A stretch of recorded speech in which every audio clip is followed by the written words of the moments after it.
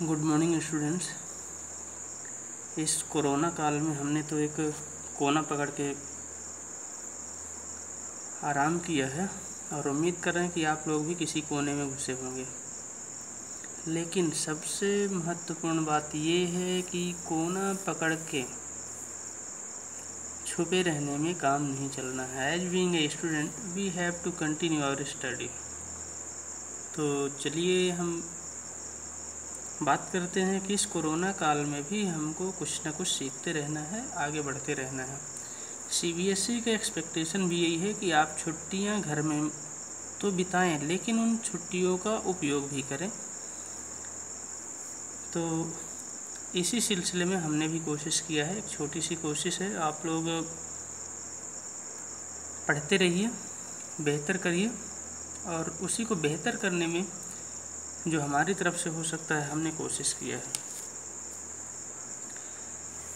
इसके पहले मैंने 3 वीडियो अपलोड किए हैं केमिकल काइनेटिक्स के, और ये नेक्स्ट वीडियो है zero order reaction, first order reaction के लिए।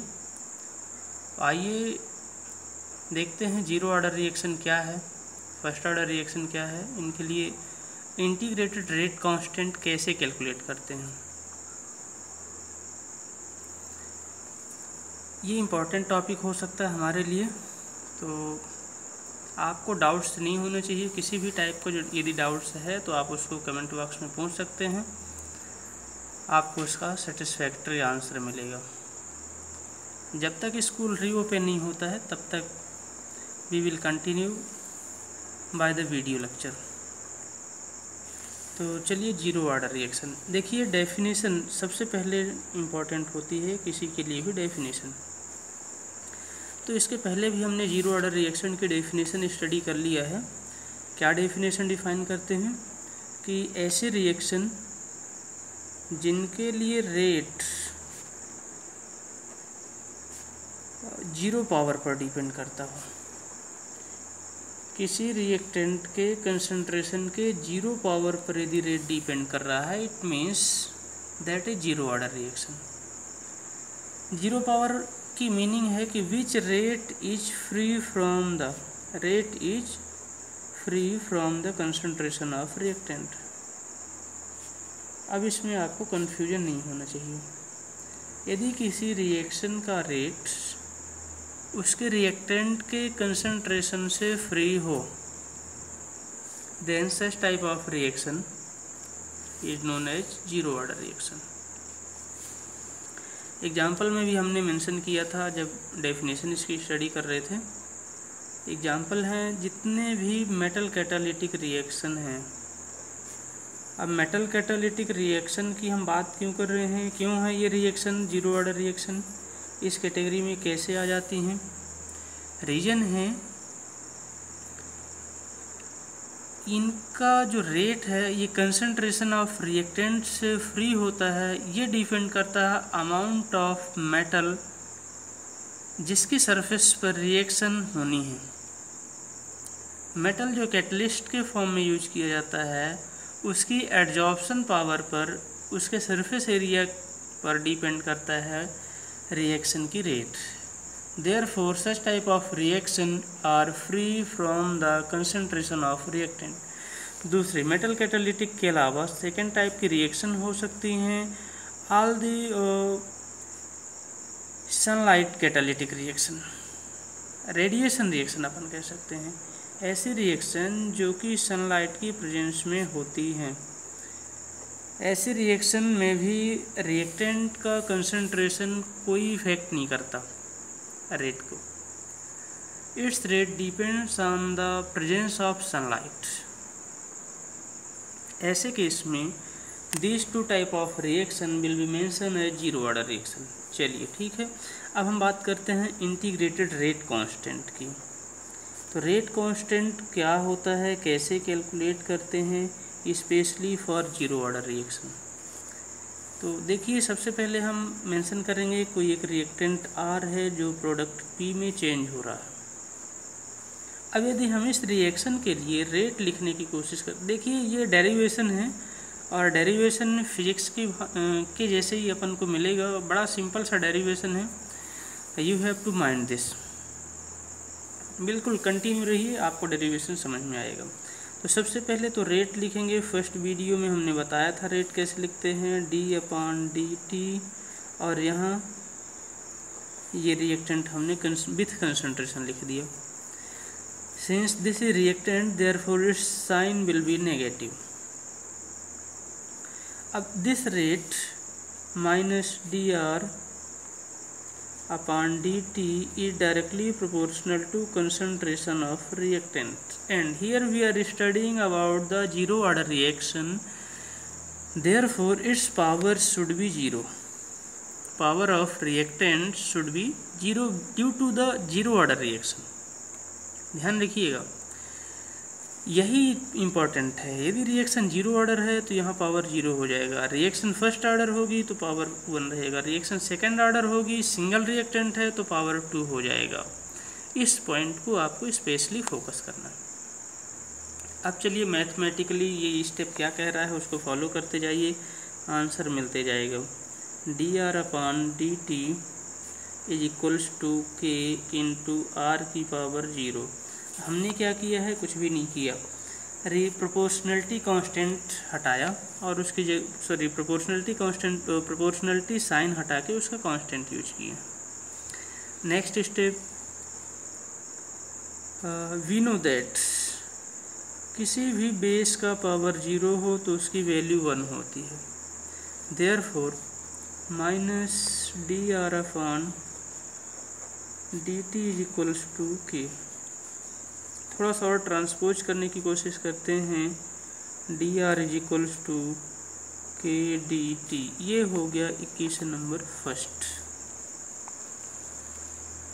हमने ट्रांसपोज किया, ट्रांसपोज करने से जो वैल्यू मिल रही है dt को ट्रांसपोज करके इधर ले गए तो minus dr is equals to k dt, इसको इक्वेशन नंबर फर्स्ट मान लेते हैं।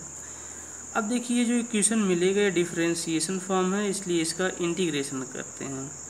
तो ऑन इंटीग्रेशन, जब भी इसका इंटीग्रेशन करेंगे तो इंटीग्रेशन का साइन होगा dr is equals to k dt। चलिए इंटीग्रेशन का साइन पहले ही मेंशन करते हैं। यहाँ आपको एक बात और ध्यान रखना है, जो भी वैल्यू कांस्टेंट होती है उसका इंटीग्रेशन नहीं होता, और यदि इंटीग्रेशन नहीं होगा तो कांस्टेंट को पहले कर लेते हैं। और ये dr is equals to k बाहर हो गया इंटीग्रेशन ऑफ dt। अब देखिए इंटीग्रेशन जब कर ही रहे हैं तो मैथमेटिकल कॉन्सेप्ट के अकॉर्डिंग आपको बता दें कि इंटीग्रेशन ऑफ x dx, तो ये dx इसका ऑपरेटर होता है, या integration of dx is equals to x होता है। Integration of dx is equals to x होता है। तो ये जो हमने dx यूज किया हुआ है तो उसकी जगह x आ जाता है। d डिफरेंशिएशन और ये कैंसिल होता है एक तरीके से, तो अपन कह सकते हैं इंटीग्रेशन ऑफ dr, d उसका ऑपरेटर हुआ, डिफरेंशिएशन हुआ तो ओनली इस साइड से r बचेगा। यहाँ k पहले से बाहर है। इंटीग्रेशन ऑफ dt, तो d कैंसिल हो जाएगा, t बचेगा। और जब भी हम इंटीग्रेशन करते हैं तो कोई ना कोई इंटीग्रेशन साइन यूज करते हैं, कांस्टेंट यूज करते हैं, या तो i या c, अपने अपनी लैंग्वेज के अकॉर्डिंग डिफरेंट बुक में डिफरेंट वर्ड मिलेंगे। तो हमने इंटीग्रेशन किया है इसलिए इंटीग्रेशन कांस्टेंट यहाँ i यूज कर रहे हैं, कुछ बुक में c यूज हो सकता है। This is equation number second. अब देखिए इसमें हम एक कंडीशन अप्लाई करने की कोशिश करते हैं। कंडीशन ये है कि when t is equals to 0, t is equals to 0, then r is equals to r0। अब ये क्या है, this is the concentration after T time, and this is the concentration when t is equals to 0। ये दोनों concentration है, r भी concentration, r0 भी concentration है, लेकिन r जो है initial r0 initial concentration and this is concentration of reactant after T time. Okay, तो ये हमारे पास आर को रिप्लेस करना है R0 से, टी को रिप्लेस करना है T0 से इक्वेशन नंबर सेकेंड में। By putting this two value in equation number second we will find that R की जगह मिल जाएगा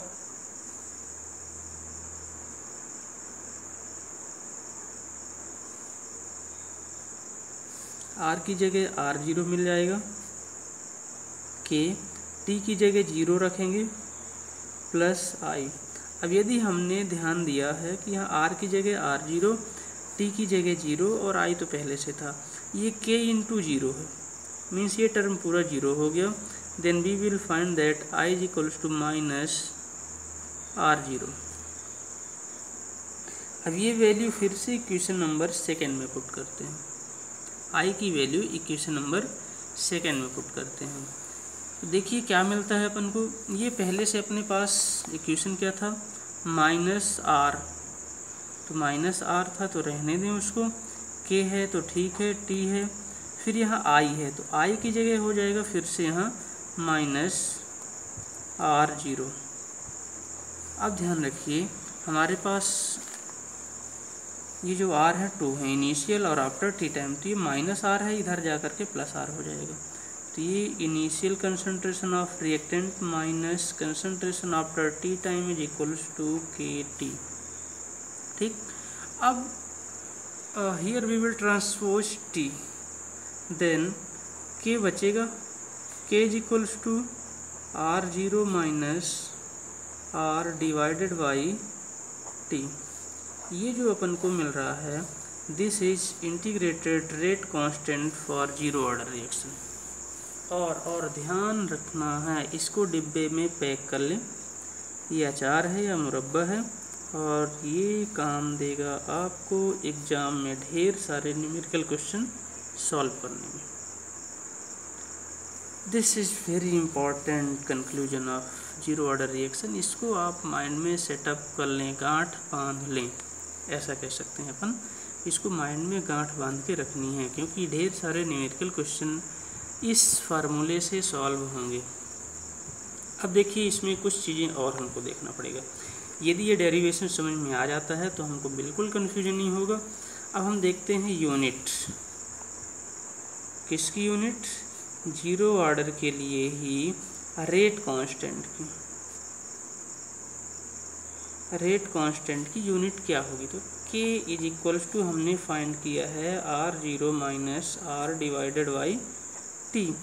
R0 R दोनों कंसंट्रेशन है, कंसंट्रेशन इज इक्वल्स टू मोल पर लीटर होता है, और T for time, time represent होता है सेकंड से, इट मीन्स मोल पर लीटर पर सेकंड इसकी यूनिट हो जाएगी। किसकी यूनिट, यूनिट ऑफ K। ये भी एक ऑब्जेक्टिव क्वेश्चन बन सकता है, since CBSE has changed the pattern, now a number of objective question mention from different units, so we can say that this is important for objective questions. कभी कभी तो NEET वगैरह में भी ऐसे क्वेश्चंस पूछ लेते हैं जिनको आप एक्सपेक्ट नहीं करते हैं, बहुत सिंपल से क्वेश्चन। तो ये रेट कांस्टेंट के लिए यूनिट है। अब फिर से देखते हैं हम इसी टॉपिक में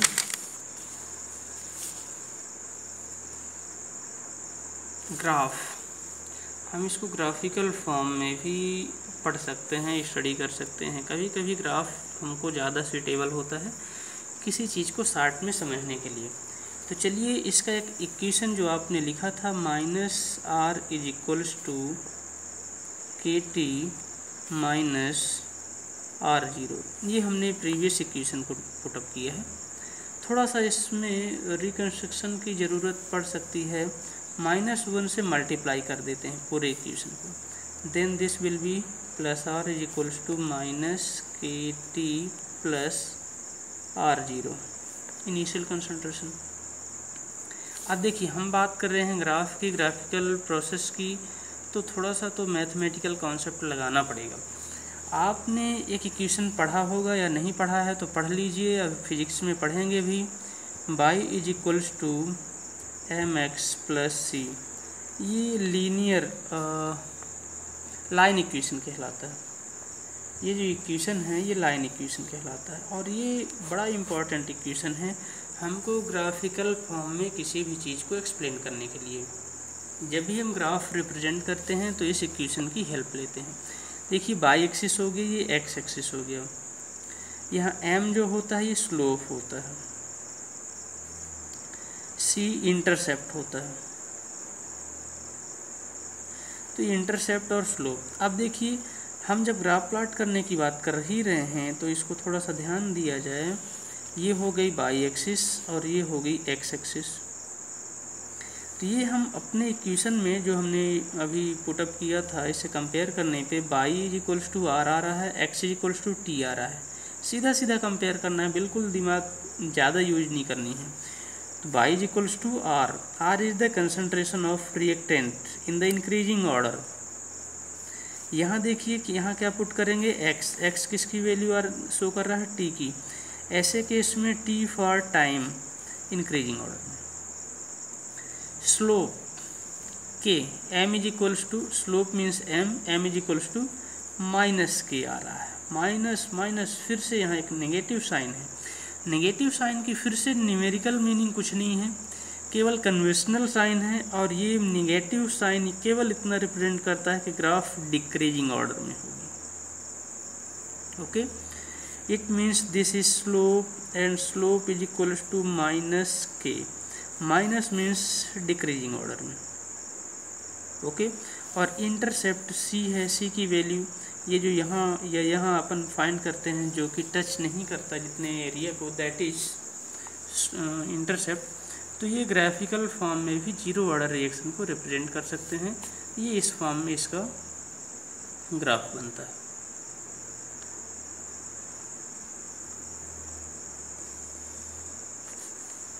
तो चलिए इसको अपन यहीं क्लोज करते हैं। इतनी चीज़ें यदि आप पढ़ लेते हैं तो ये जीरो ऑर्डर का रेट कांस्टेंट का इक्वेशन आपको आ जाता है।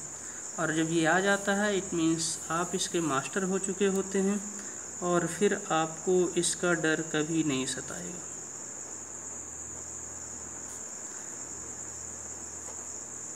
और यदि कहीं कोई प्रॉब्लम होती है तो हम बैठे हैं, फ्री बैठे हैं, केवल यही काम करने के लिए कि आपको कहीं भी किसी भी टाइप से डर नहीं लगनी चाहिए केमिस्ट्री को लेकर के।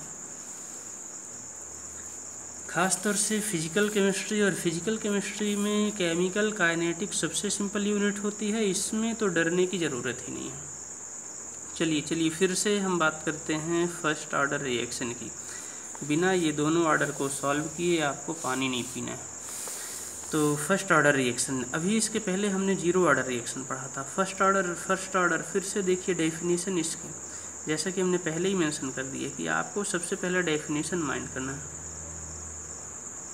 और जब डेफिनेशन की बात करते हैं तो फर्स्ट ऑर्डर रिएक्शन की डेफिनेशन देखिए। फर्स्ट ऑर्डर रिएक्शन की डेफिनेशन फिर से वही उठा के रखिए, यहीं क्या लिखना है कि ऐसी रिएक्शन विच रेट, किसकी बात कर रहे हैं, रेट की, which rate depends on the zero power, sorry first power of concentration of reactant. ऐसी रिएक्शन जिसका रेट एक रिएक्टेंट के फर्स्ट पावर पर डिपेंड करता हो, that is first order reaction. Second power पर डिपेंड करता हो, सेकेंड ऑर्डर रिएक्शन। ये डेफिनेशन पहले से ही क्लियर कर चुके हैं, तो ध्यान रखिए। First order reaction which rate depends on the first power of concentration of reactant, कुछ भी नहीं सोचना है। एग्जाम्पल इसके पहले अपन दे चुके हैं, इसलिए एग्जाम्पल पे फोकस नहीं कर रहे हैं। डायरेक्टली अपन चलते हैं आर चेंज इनटू पी। फिर से वही रिएक्शन हमने पुट किया ताकि कन्फ्यूजन नहीं हो, दोनों एक जैसे इक्वेशन अपन को मिले। फिर से रेट लिखने का जो कॉन्सेप्ट है वो पुराना ही है, minus D R upon D T. Negative sign फिर से रिप्रेजेंट कर रहा है, कन्वेंशनल साइन है जो decreasing in the concentration of reactant को नेगेटिव साइन रिप्रेजेंट करता है। अब देखिए इसमें इक्वेशन कैसे सॉल्व करेंगे, डेरिवेशन, इसका मैथमेटिकल डेरिवेशन कैसे सॉल्व कर सकते हैं। Therefore minus D R upon D T is directly proportional to concentration of reactant. अब जीरो ऑर्डर रिएक्शन में पावर इसकी जीरो थी, यहाँ पावर इसकी 1 रहेगी, पावर 1 रहेगी फर्स्ट ऑर्डर रिएक्शन के रिस्पेक्ट में। Therefore dR/dt is equals to KR। अब इसमें हमको कुछ भी चेंज करने की ज़रूरत नहीं है, ठीक। अब यहाँ ध्यान देने की ज़रूरत है, हमने इसके अगले स्टेप में प्रीवियस इक्वेशन में क्या किया था, dR/dt को ट्रांसपोज किया था, तो ये हो जाएगा KdT। अब देखिए R जो है सिमिलर है dr से, इसलिए उसको इधर ट्रांसपोज करके ले आ रहे हैं। ये अपन को कुछ डिफरेंट इक्वेशन मिल रहा है, लेकिन इक्वेशन नंबर फर्स्ट हम इसी को बनाएंगे। This is the equation number first, थोड़ा सा डिफरेंट है जीरो ऑर्डर रिएक्शन से, इसको आपको फोकस करना होगा। अब देखिए फिर से वही ऑन इंटीग्रेशन,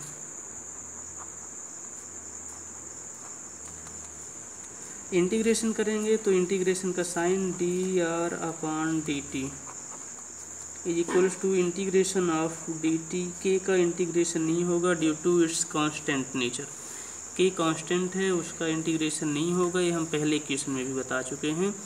तो ध्यान रखिए, अब इंटीग्रेशन का कॉन्सेप्ट आपको फिर से पढ़ना है। यहाँ देखिए राइट साइड में इंटीग्रेशन का पुराना कॉन्सेप्ट है, के का कुछ भी नहीं होना है। ये इंटीग्रेशन साफ सीढ़ी जो है के का कुछ भी बिगाड़ नहीं सकती है, ये आपको हम पहले बता चुके हैं, क्योंकि के कांस्टेंट है, कांस्टेंट की मीनिंग होती है अनचेंज। अब यहाँ जो आ रहा है तो फिर से देखिए integration of dx is equals to x होता है, तो यहाँ भी integration of dt is equals to t हो जाएगा। जब भी इंटीग्रेशन करेंगे इंटीग्रेशन कांस्टेंट फिर से आप I यूज करेंगे। राइट साइड का मैटर समाप्त, नो टेंशन। अब देखिए बात आती है लेफ़्ट साइड की, तो लेफ़्ट साइड में जो इंटीग्रेशन करना है वो ये है dR/R नॉट dt। तो देखिए ये अलग कुछ मिल रहा है, अपन ऐसा कह सकते हैं कि जो इंटीग्रेशन करना है 1/R dr है, ये dx के जैसे हो गया, ऑपरेटर हो गया, तो 1/R का भी इंटीग्रेशन होना, ये तो ऑपरेटर है। हमेशा ध्यान रखिए इंटीग्रेशन ऑफ 1 dx, तो ये ऑपरेटर होता है, और ऑपरेटर का मतलब ड्राइवर होता है, ड्राइवर ये जो है ड्राइव कर रहा होता है इसको। तो यहाँ इंटीग्रेशन का कॉन्सेप्ट ये आ रहा है 1/R dr, तो ध्यान रखिए 1 integration of 1/x dx is equals to होता है log x। ये ध्यान रखिएगा, क्या हम कह रहे हैं, integration of 1/x dx is equals to log x। तो ये ऐसे ही यहाँ मिल रहा है इंटीग्रेशन ऑफ 1/R dr, तो इसका इंटीग्रेशन हो जाएगा log r, ठीक। तो ये हमको मिल गया equation number second. Negative sign में log r is equals to KT plus I, फिर से कंडीशन अप्लाई कर दें, बाकी तो सारी चीज़ें वही हैं जो हम पहले से कर चुके हैं। कंडीशन क्या है, when t is equals to 0 then r is equals to r0, ठीक। अब ये r0 means zero order reaction नहीं है, ये इनिशियल कंसंट्रेशन ऑफ रिएक्टेंट है। तो फिर से r की जगह r0 की वैल्यू पुट करिए, t की जगह 0, तो ये इक्वेशन जो मिलेगा माइनस log r की जगह आ जाएगा r0 is equals to k, t की जगह 0 प्लस I, ये टर्म फिर से 0 हो गया, just like a previous topic. अब यहाँ फिर से हमको मिल रहा है I is equals to minus log r0।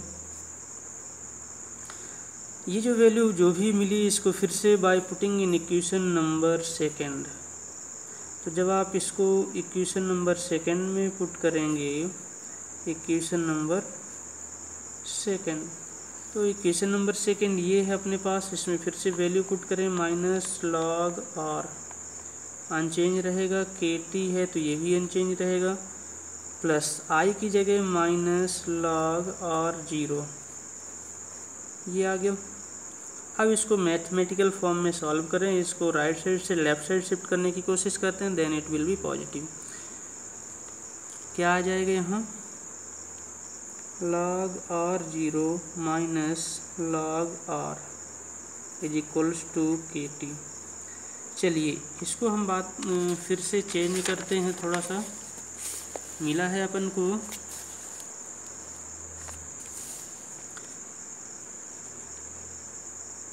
log r0 minus log r is equals to K T को फिर से ट्रांसपोज करते हैं, देन अच्छा एक और फार्मूला यहाँ अप्लाई हो रहा है, log m plus minus log n is equals to होता है log m अपॉन n, या नेगेटिव साइन, ये फार्मूला होता है।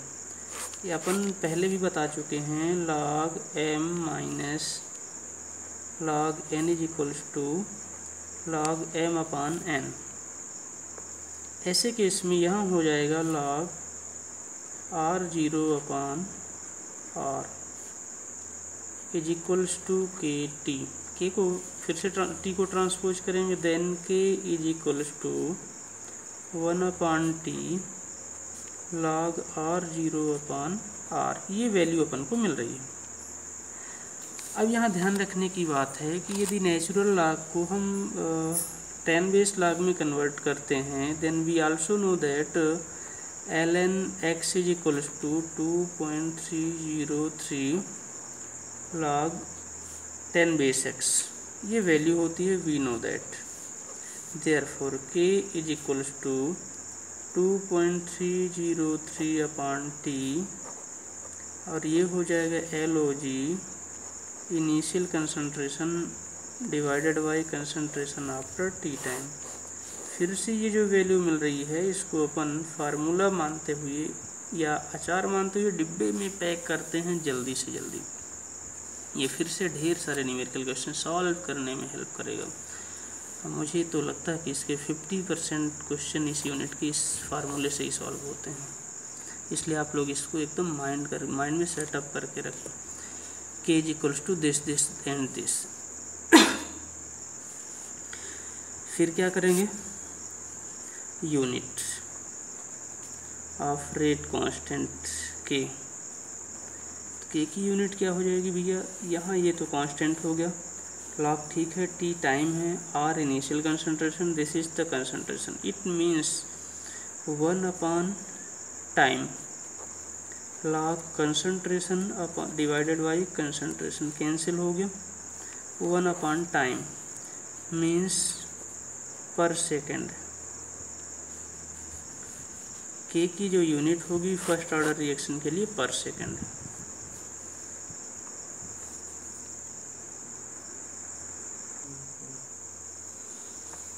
ग्राफिकल फॉर्म में रिप्रेजेंटेशन के लिए हमारे पास इक्वेशन मिला था minus log r is equals to K T minus log r0। ये एक इक्वेशन मिला था अपन को प्रीवियस में, इसी में इसको ध्यान रखिए। फिर से कंपेयर करते हैं, y is equals to mx plus C, double negative sign है, इसको अपन पॉजिटिव में कन्वर्ट कर सकते हैं बाय मल्टीप्लाइंग -1। जब -1 से मल्टीप्लाई करेंगे then this will be plus log r is equals to minus के टी प्लस log r0। तो ये अपन को इक्वेशन मिल रहा है। अब यहाँ y की जगह अपन को log r, x की जगह t, m की जगह माइनस के और c की जगह ये वैल्यू मिल रही है। या फिर से हम इसी को चेंज करने की कोशिश करते हैं, यदि थोड़ा सा और आगे, तो ये हो जाएगा log 2.303 log r is equals to minus के टी प्लस 2.303 log r0। हमने क्या किया, नेचुरल लॉग को 10 बेस लॉग में कन्वर्ट कर लिया। अब देखिए दो जगह सेम वैल्यू है, इसलिए हम क्या करते हैं, फिर से 2.303 से इसको डिवाइड कर देते हैं। 2.303 से तीनों वैल्यू को डिवाइड करने की कोशिश करते हैं, then we will find that log r is equals to minus के t divided by 2.303 plus log r0। अब देखिए बड़ा अच्छा इक्वेशन मिल गया है, इसको कंपेयर करते हैं y is equals to m x plus c से। ये इक्वेशन जो अपन ने पहले लिखा था, लाइन इक्वेशन, पहले भी बात कर चुके हैं। तो अब ग्राफ किसके बीच प्लॉट होगी, y और x एक्सिस के बीच। ये x एक्सिस है, ये y एक्सिस है। y की जगह log r, x एक्सिस में t। अब जब इन दोनों के बीच ग्राफ प्लॉट होगी तो स्लोप क्या मिलेगा, माइनस, नेगेटिव फॉर्म में। नेगेटिव फॉर्म की मीनिंग है डिक्रीजिंग ऑर्डर, लेकिन ये जो स्लोप होता है, ये स्लोप की वैल्यू क्या मिलेगी, -k/2.303। ये पूरी वैल्यू स्लोप हो गई, क्योंकि हमने ग्राफ प्लॉट करने में t का यूज किया है। और ये जो है ये फिर से आ गया इंटरसेप्ट। ये जो वैल्यू होगी इंटरसेप्ट की वैल्यू दे रहा होता है। तो ये फिर से ग्राफ प्लॉट करने का कॉन्सेप्ट है, इसको थोड़ा सा ध्यान में रखिएगा। फर्स्ट ऑर्डर रिएक्शन के लिए log r divided versus t के बीच जब हम ग्राफ प्लॉट करते हैं, तो ये फर्स्ट ऑर्डर रिएक्शन। अब इसका जो एग्जांपल है फर्स्ट ऑर्डर रिएक्शन का, मोस्ट कॉमन एग्जांपल हैं ऑल रेडियो एक्टिव रिएक्शंस। जितनी भी रिएक्शन रेडियो एक्टिव होती हैं वो सभी रिएक्शन जीरो ऑर्डर को फॉलो करती हैं। इसको स्पेशली फोकस करेंगे। तो चलिए ये टॉपिक कंप्लीट होता है, जीरो ऑर्डर रिएक्शन और फर्स्ट ऑर्डर रिएक्शन। इनके जो न्यूमेरिकल क्वेश्चन हैं, ढेर सारे न्यूमेरिकल क्वेश्चन बनते हैं। वो न्यूमेरिकल क्वेश्चन एनसीईआरटी के अकॉर्डिंग हम सॉल्व करेंगे एक एक करके, लेकिन मुझे लगता है कुछ छोटे से क्वेश्चन चुपके से सॉल्व कर लेने चाहिए। एक बड़ा अच्छा सा क्वेश्चन मिल जाता है जिसमें दे देता है कि find the value of slope for first order reaction, और कुछ भी ऐसे इक्वेशन लिख देता। तो ध्यान रखिए, फर्स्ट ऑर्डर रिएक्शन के लिए स्लोप की वैल्यू ये है।